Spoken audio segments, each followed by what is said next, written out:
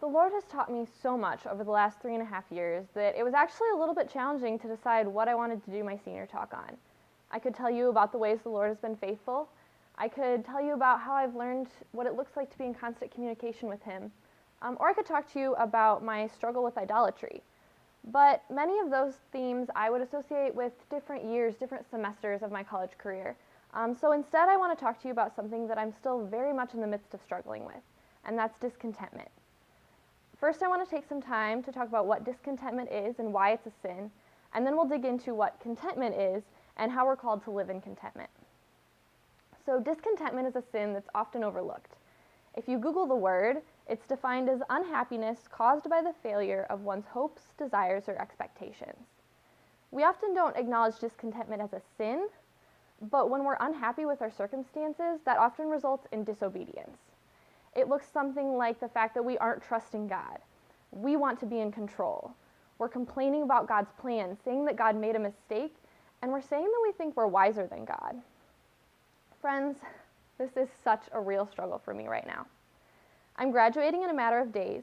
I'll be getting married 2 weeks after that, and then moving just north of Chicago where my fiance has a job. I am so blessed, and I have so much to be thankful for and to look forward to right now. But in spite of all of that, I'm still so discontent. Anyone who's walked through a season of engagement can tell you that it's a very frustrating time of this already but not yet feeling. I've already decided that I want to spend the rest of my life with this person, but I can't enjoy all the blessings of marriage just yet. Additionally, as someone about to graduate, I'm always asked about my career plans after college, and I thought I'd found the perfect job. It was a new position that a small company wanted to add. It was 10 minutes from where I'll be living, and the job description perfectly fit my interests. I honestly felt like this was the perfect job for me, and I so badly wanted it to be God's plan for my career.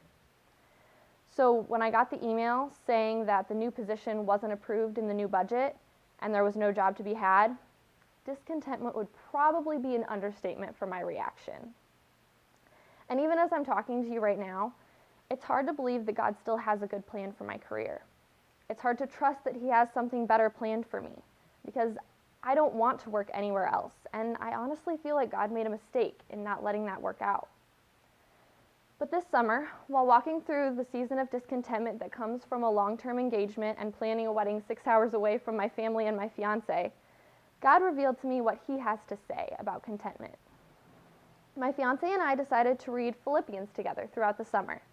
And when we got to Philippians 4, I found so much encouragement.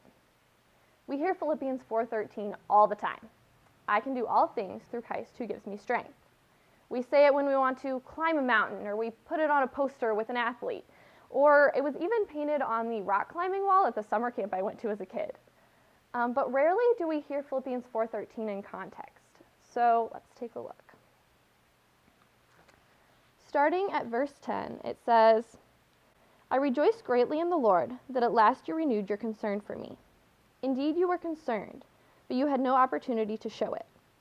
I am not saying this because I am in need, for I have learned to be content whatever the circumstances.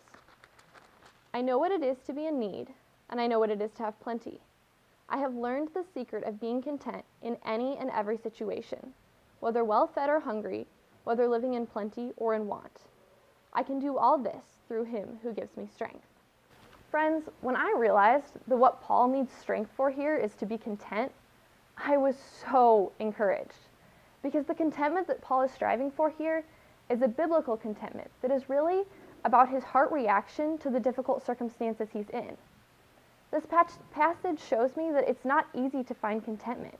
It really is difficult, and it really is something that we need God's strength to help us do. It's not just me who struggles with this, not just because my circumstances feel particularly challenging right now, because even Paul, or maybe especially the Apostle Paul, struggled to be content with the cards that he was dealt. But he knew that contentment was important. So he also gave us a little bit of insight on his secret to being content. He gives us this just a few verses earlier in Philippians 4, verses 4 through 8. Rejoice in the Lord always. I say it again, rejoice. Let your gentleness be evident to all. The Lord is near. Do not be anxious about anything, but in every situation, by prayer and petition, with thanksgiving, present your requests to God. And the peace of God, which transcends all understanding, will guard your hearts and your minds in Christ Jesus. Finally, brothers and sisters, whatever is true, whatever is noble, whatever is right, whatever is pure, whatever is lovely, whatever is admirable, if anything is excellent or praiseworthy, think about such things. And so there are a few different tips to Paul's secret to contentment that I take out of these verses. The first one is rejoice. It says, rejoice in the Lord always. I will say it again, rejoice. And if we're rejoicing and being thankful for what we have, it's much harder to be discontent. The second thing I took away was pray. The verse also says, by prayer and petition with thanksgiving, present your requests to God. And going to God with your situation is the first step to drawing on His strength that we need to get through those difficult circumstances. The last tip I took away was to think. How we choose to think about our situation shapes how we handle it. And so filtering our thoughts through what is excellent, praiseworthy, and pleasing to the Lord will help us find contentment in these challenging situations. So finally, to sum this up and quote John Piper, he says the key to being content in every circumstance is that Christ has become our central treasure. So friends, I want to be really honest with you. These things are not easy, not at all. And as I've walked through this season of contentment, there are days where I do these things well.